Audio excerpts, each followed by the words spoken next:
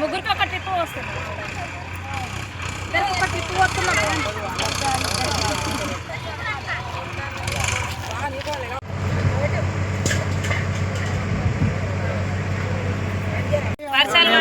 బాబా పేరు పరిసరాలు లేక మేము ఆడుకుంటున్నాం.